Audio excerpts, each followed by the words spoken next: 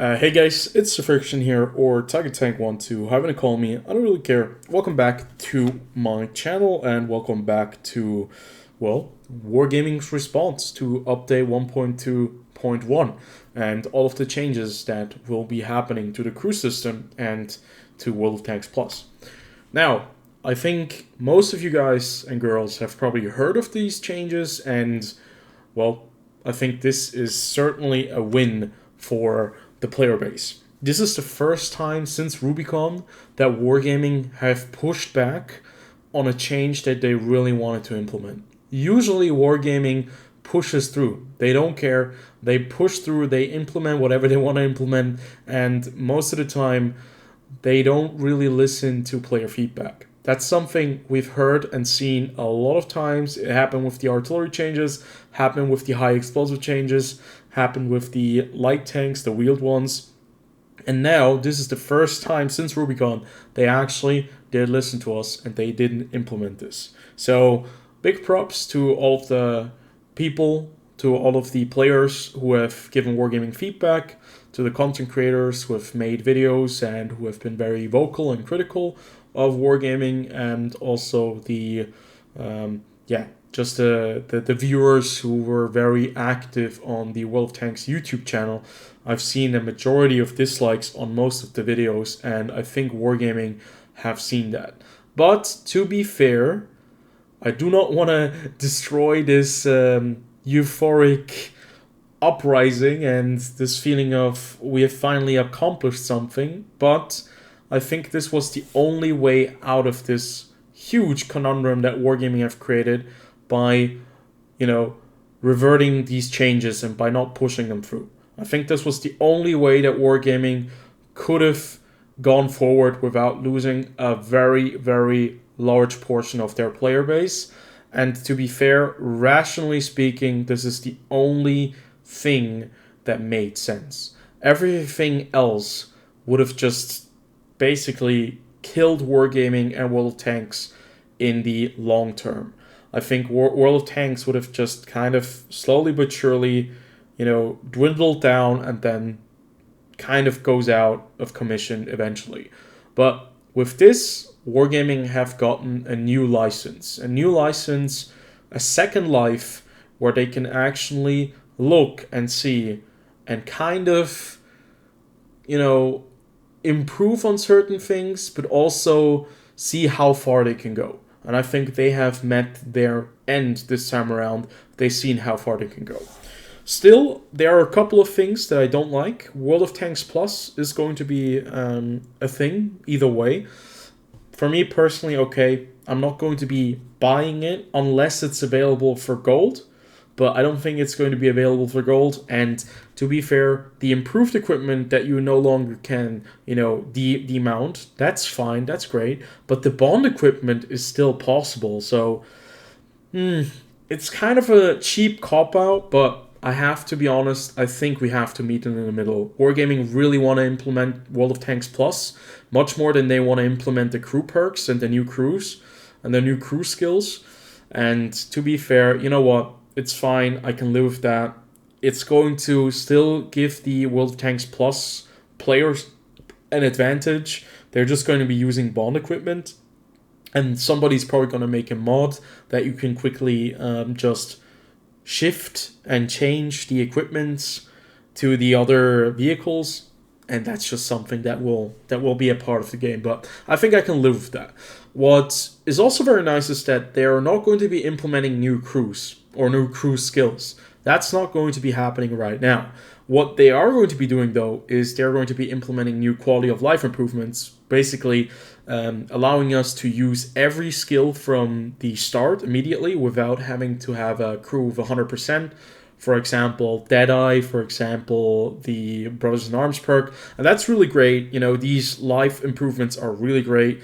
I didn't even know that your crew would actually lose experience if they were injured or killed when the game ends. So they're actually getting a penalty. But that's something that's really nice to see.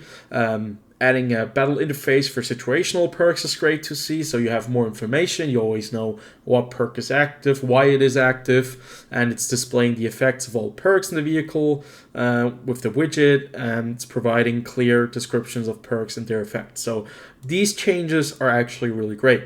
But there is still one very big question mark that I have to add into this very positive kind of change of pace. As a result, we have made the decision not to introduce the new perks in their current state or proceed with the rebalancing of existing ones tested during the common tests.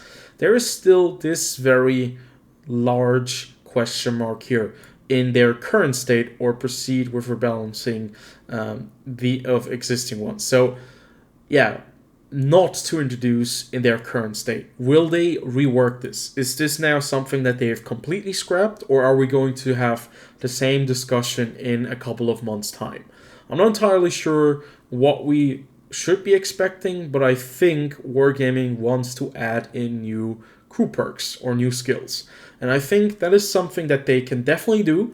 New skills, new perks, that's great, but they have to be added into the game in a way that they don't completely break everything, that they don't give an unfair advantage to somebody who can have all of them active at once, and that you can somehow, give them a choice. Maybe you can only pick a couple of them instead of all of them. I think that would be a fair choice, but, if Wargaming, I mean, if they do something as dumb as they tried to do with this patch, well, we're going to let them know. I think Wargaming will know where they can find the information. So what does this mean for my personal channel? Am I going to leave World of Tanks in a year's time on the 27th of March 2024? I have to be honest, it's a maybe. It's not a guaranteed yes, it's not a guaranteed no at this time, because I have started to do other things. I have used the time very productively. I've played other games, and I haven't missed World of Tanks as much as I first, imagined I would miss it. To be fair, World of Tanks is a really fun game, but it still has a very large amount of problems that are still in the game, and I think that majority of these issues will not be resolved.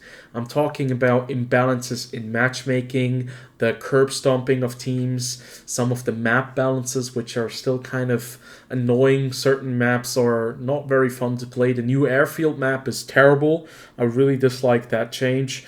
Then we're talking about premium vehicles. We're talking about all of these crazy tanks. They're completely broken. BZ-176, all those vehicles.